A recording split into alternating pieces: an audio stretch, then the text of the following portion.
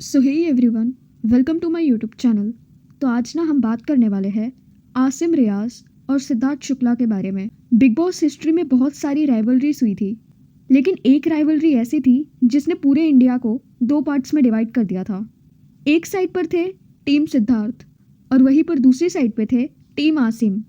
लेकिन अभी ना यहाँ पे पता है सबसे ज़्यादा शॉकिंग बात क्या थी? ये दोनों भी शुरू में एनिमीज़ नहीं थे, बल्कि काफ़ी ज़्यादा अच्छे दोस्त थे, या फिर ऐसा कह सकते हैं दोनों भी बेस्ट फ्रेंड्स थे। बिग बॉस के घर में इनकी दोस्ती इतनी ज़्यादा स्ट्रांग थी कि लोग इन्हें राम लक्ष्मण की जोड़ी बोलते थे। लेकिन फिर ऐसा क्या हुआ कि वही दोस्त एक दूसरे के सबसे बड़े राइवल्स बन गए। तो आज ना हम पूरी स्टोरी टाइमलाइन के साथ समझेंगे, सिर्फ फैक्ट्स के बेसिस पर। तो सितंबर 2019 में बिग बॉस 13 शुरू हुआ था। शुरुआत के कुछ हफ्तों में ना सिद्धार्थ शुक्ला और आसिम रियाज एक स्ट्रॉन्ग टीम की तरह खेल रहे थे। हर टास्क में एक दूसरे को सपोर्ट करते थे, हर आर्ग्यूमेंट में एक दूसरे का साथ देते थे। एंड हाउसमेट भी ये नोटिस करने लगे कि दोनों की बॉन्डिंग काफ़ी ज़्यादा अलग है। एंड उनके फैंस ने तो उन्हें निकनेम भी दिया था, राम लक्ष्मण का। और उस टाइम पता है किसी ने भी ये नहीं सोचा था कि कुछ ही हफ्तों बाद ये दोस्ती उनकी टूट जाएगी। तो जैसे जैसे गेम आगे बढ़ने लगा, घर के ग्रुप्स बदलने लगे, कंपटीशन भी काफ़ी ज़्यादा स्ट्रांग होता चला गया। और धीरे धीरे आसिम और सिद्धार्थ के बीच छोटी छोटी बातों पर आर्ग्यूमेंट्स होने लगे, कभी टास्क को लेकर, कभी कम्युनिकेशंस को लेकर और कभी ट्रस्ट को लेकर। एंड शुरुआत में सबको लगा ये नॉर्मल बिग बॉस आर्ग्यूमेंट्स है, लेकिन रियलिटी ना कुछ और ही थी।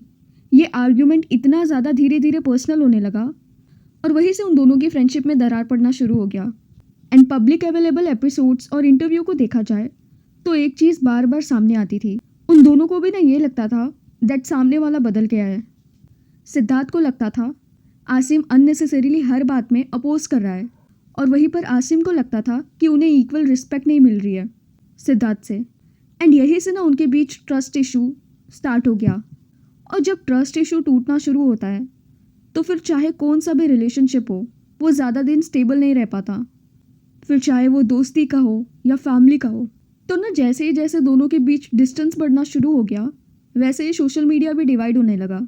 एक साइड बोल रही थी आसिम अपनी अलग आइडेंटिटी बनाना चाहता है, एंड वहीं पर दूसरी साइड का कहना ये था सिद्धार्थ सिर्फ अपनी गेम पर फोकस कर रहा है। तो अभी ना यहाँ पे प्रॉब्लम ये थी, लोग सिर्फ एडिटेड क्लिप्स देखकर ओपिनियंस बना रहे थे उन दोनों को लेकर। बिग बॉस के हर एपिसोड के बाद ट्विटर पर हैशटैग ट्रेंड करते थे, इंस्टाग्राम पर रील्स बनते थे, और हर डिस्कशन के बाद सिर्फ एक ही टॉपिक, आसिम वर्सेस सिद्धार्थ। और तो और एक बार ना एक कोई टास्क आया था जहां दोनों के बीच में आर्ग्यूमेंट्स इतनी ज़्यादा बढ़ गई थी कि पूरा का पूरा घर शॉक हो गया था। जो दो लोग एक दूसरे के साथ हमेशा खड़े रहते थे, एक टाइम बाद वो एक दूसरे पर चिल्ला रहे थे एंड एक दूसरे को अपना राइवल समझते थे।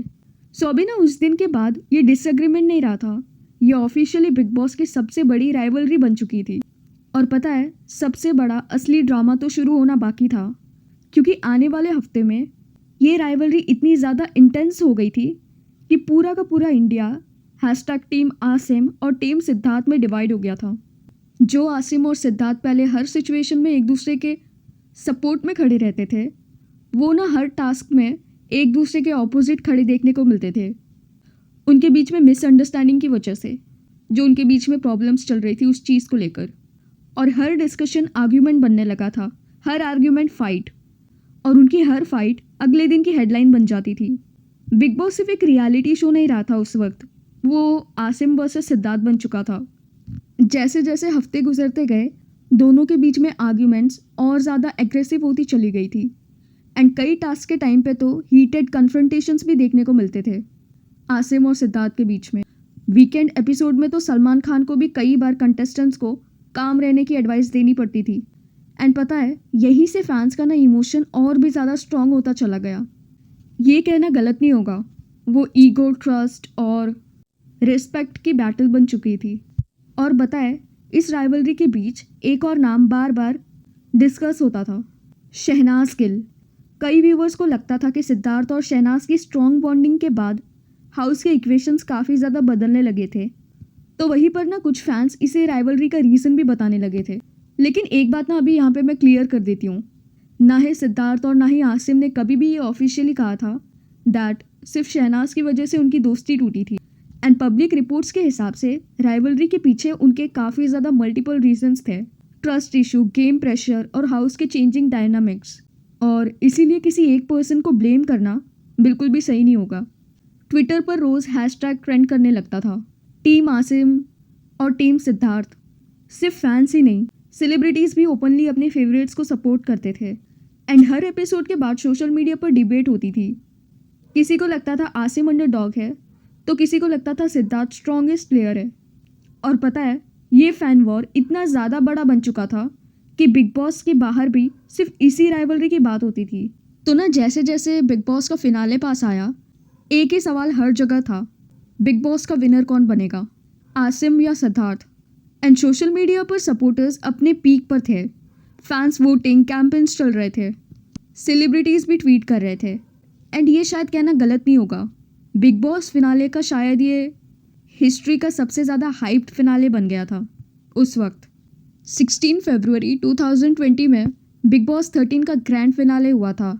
एंड पूरे सीज़न के बाद सिर्फ 2 नाम सबसे ज़्यादा डिस्कस हुआ था उस टाइम पे, सिद्धार्थ शुक्ला और आसिम रियाज।